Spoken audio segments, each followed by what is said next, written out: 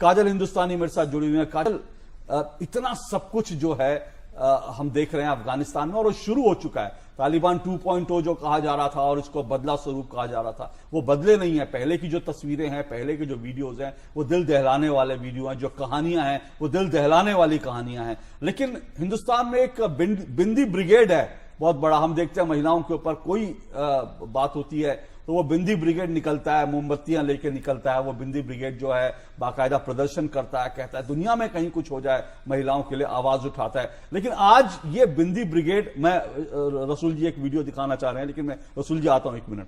लेकिन आज वो बिंदी ब्रिगेड जो है वो कहीं दिख नहीं रहा है, क्या वजह है?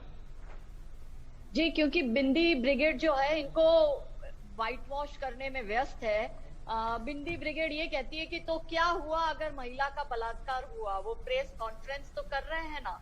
तो क्या हुआ अगर बच्चों को मार दिया गया, वो प्रेस कॉन्फ्रेंस तो कर रहे हैं ना। तो क्या हुआ अगर 14 साल से लेके 45 साल की औरतों को सेक्स स्लेवरी के लिए मांगा गया, तालिबानी प्रेस कॉन्फ्रेंस तो कर रहे हैं ना। तो क्या हुआ अगर उनके छोटे छोटे बच्चों को मार दिया गया, वो प्रेस कॉन्फ्रेंस तो कर रहे हैं। तो क्या हुआ अगर महिलाओं की आजादी छीन ली, उनकी प्रेस कॉन्फ्रेंस तो कर रहे हैं। तो क्या हुआ अगर एक महिला पे 6-6 आदमी चढ़ जाते हैं और उसका रेप करते हैं, वो प्रेस कॉन्फ्रेंस तो कर रहे हैं ना। तो ये जो बिग बिंदी गैंग है इस कार्य में व्यस्त है। दूसरा, ये इनको इतना ज्यादा डिफेंस कर रही है कि वो खुद ही नहीं समझ पा रहे कि जहां ये एक और महिलाओं के नाम का झंडा लेकर ये जो ग्रेटा, रेहाना, मिया खलीफा जैसी औरतें, या मलाला, मुझे तो समझ में नहीं आ रहा मलाला कहाँ खो गई। इसको किस बात का शांति पुरस्कार दिया गया है मलाला को, जो यूके में एक हाई प्रोफाइल लाइफ जी रही है, एक लग्जरियस लाइफ जी रही है, और अब जहां महिलाओं पर ये बात आ रही है तो सब चुप होकर बैठ गए। ये इतने हिपोक्रेट गैंग है पूरी की पूरी, और इनके ये स्लीपर सेल है अशोक जी। ये हमारे देश में बैठे तालिबानी स्लीपर सेल है। All India Muslim personal law board के मौलाना कहते हैं कि तालिबान को चौगुनी तरक्की मिले।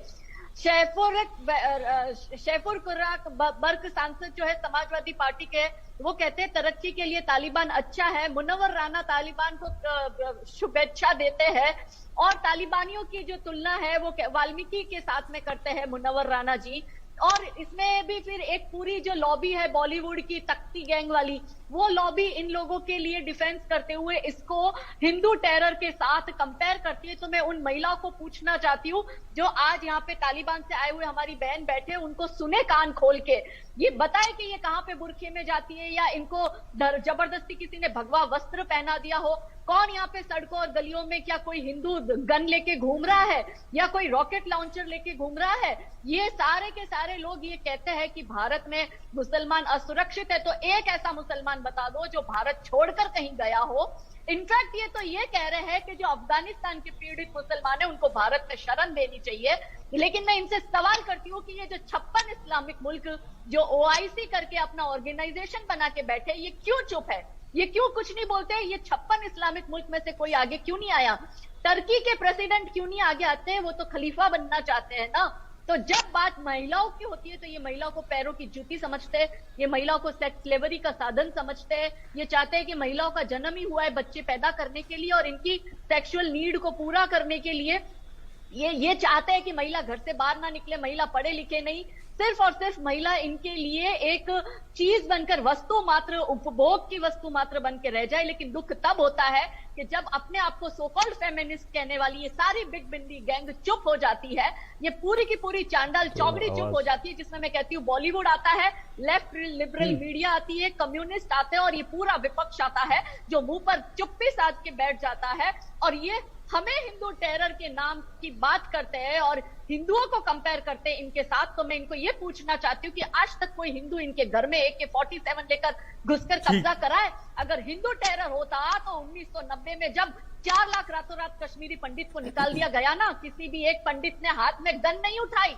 हम इतने सहिष्णु हैं, फिर भी हमें इंटॉलरेंट कह दिया जाता है। खून तो तब खौलता है कि इनके जो हमारे टुकड़ों पर हमारे देश में पल रहे इनके जो स्लीपर सेल है, जो इनके तथाकथित ब्रांड एम्बेसडर बनकर इन लोगों का सारे कांड को व्हाइट वॉश कर रहे हैं और इनका महिमा मंडन कर रहे हैं। इनको कहो कि एक दिन तो गुजार कर आओ अफगानिस्तान में, सब पता चल जाएगा। नहीं, अफगानिस्तान में तो कोई जाएगा नहीं, कोई जाना नहीं चाहता आज की तारीख में। रहते पर बता दो कि किसी मुस्लिम को खतरा मैं कई लोग जो एक सेंटिमेंट है हिंदुस्तान में भी, जो दुनिया में कई लोगों का जो सेंटिमेंट है, वो लोग कहते हैं एक मौका भी देना चाहिए तालिबान को।